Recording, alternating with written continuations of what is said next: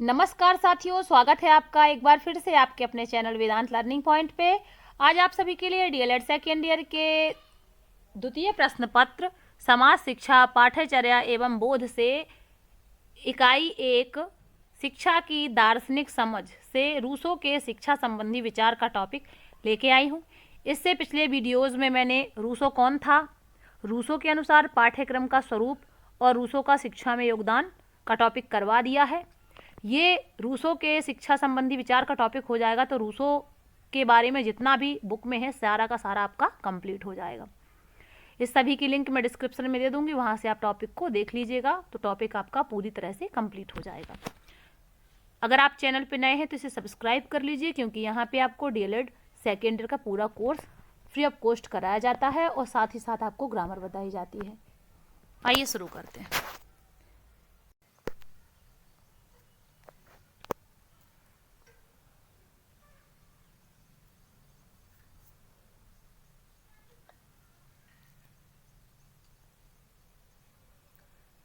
Rousseau बालक के प्राकृतिक विकास में विश्वास रखता है।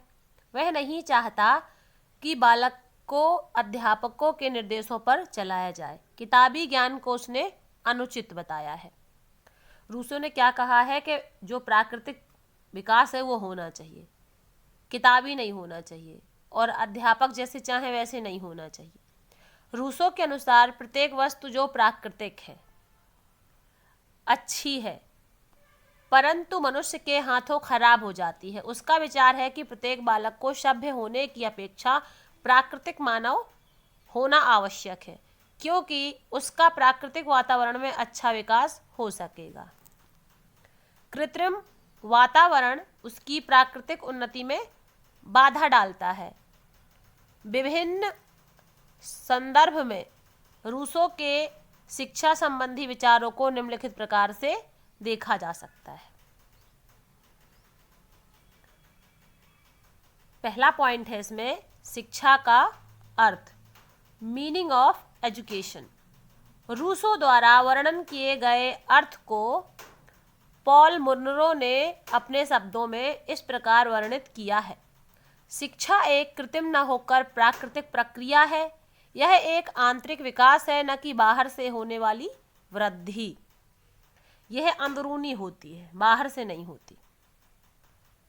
यह विकास आंतरिक प्रकृति दत्त शक्तियों तथा रुचियों के क्रियाशील होने से होता है, न कि किसी बाहरी शक्ति की प्रतिक्रिया के फलस्वरूप। यह प्राकृतिक शक्तियों का प्रसार है, न कि ज्ञान की प्राप्ति। ये सभी विचार रूसो की आधारभूत शिक्षा का निर्माण करते हैं। इस प्रकार हम देखते हैं कि रूसो कृत्रिमता में बिल्कुल विश्वास नहीं रखता। वह चाहता है कि बालक को प्रकृति में स्वतंत्र रूप से छोड़ दिया जाए तथा उसके प्राकृतिक विकास में किसी प्रकार की बाधा न डाली जाए। ठीक है। नेक्स्ट है शिक्षा के उद्देश्य। अगर पूछ ले कि रूसो के अनुसार शिक्षा के उद्देश्य क्या है तो आप ये वाले पॉइंट लिख सकते हैं। पहला उद्देश्य है कि शिक्षा बालक को प्राकृतिक वातावरण में प्रदान करने में सहायक हो। नेक्स्ट है बालक के शारीरिक विकास में स्वाभाविकता लाए। नेक्स्ट है बाल्यावस्था की शिक्षा अनुभवों पर आधारित हो, किताबी ज्ञान ना हो। बच्चे से करके सिखाया जाए बच्चों को, तब बच्चे सीख पाएंगे।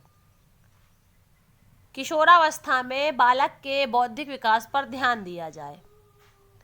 पुस्तकीय ज्ञान की अपेक्षा करके सीखने तथा निरीक्षण पर बल देना चाहिए। युवावस्था में आध्यात्मिक विचारों को प्राथमिकता दी जानी चाहिए। शिक्षा द्वारा पूर्ण व्यक्तित्व का विकास होना चाहिए।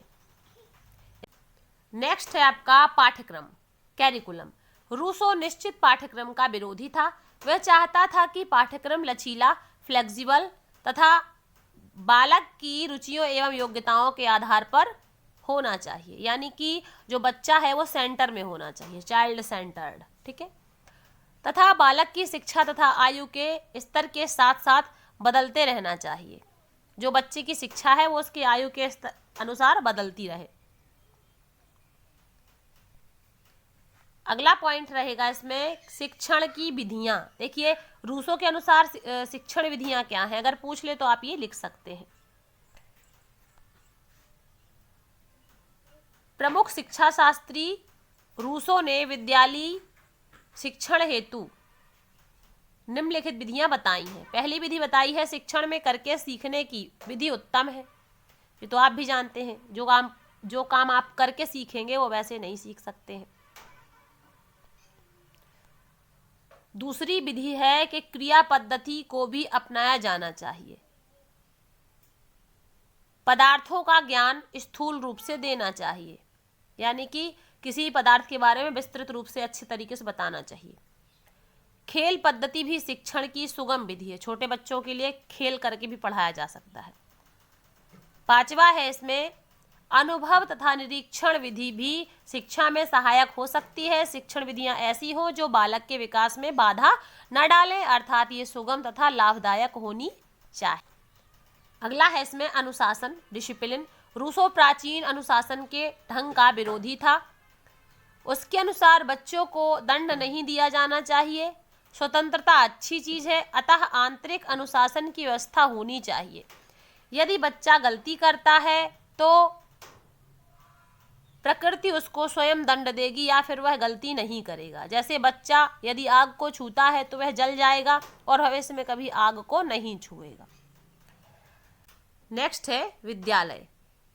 रूसो नहीं चाहता था कि विद्यालय एक कृत्रिम तथा कठोर बंधनों वाली संस्था हो, बल्कि विद्यालय ऐसा हो जिसमें बालक के विकास के लिए उचित वातावरण होना चाहिए। बालक को स्वतंत्र वातावरण दिया जाना चाहिए। वह ना तो निश्चित पाठ्यक्रम चाहता था और ना ही समय सारणी। इसी प्रकार इसी के प्रभाव के कारण इंग्लैंड के सभी पब्लिक स्कूलों में स्वशासन प्रणाली प्रचलित है। नेक्स्ट है इसमें शिक्षक। रूसो के अनुसार शिक्षक बालक की पृष्ठभूमि होनी चाहिए, अर्थात उसने बालक को प्रमुख तथा शिक्षक को गौण माना है। उसने प्रकृति को ही बालक का सच्चा शिक्षक माना है। शिक्षक को केवल यह चाहिए कि बालक के स्वाभाविक विकास के लिए अनुकूल परिस्थितियों का निर्माण करे। इस तरीके से ये रूसो के शिक्षा संबंधी विचार आपके हैं। ये टॉपिक आपका पूरा हुआ। पोस्ट अच्छी लगी हो तो इसे लाइक करिए, शेयर करिए, चैनल पे नए हैं सब्सक्राइब करिए। आप सभी का धन्यवाद। आप सभी का दिन शुभ हो।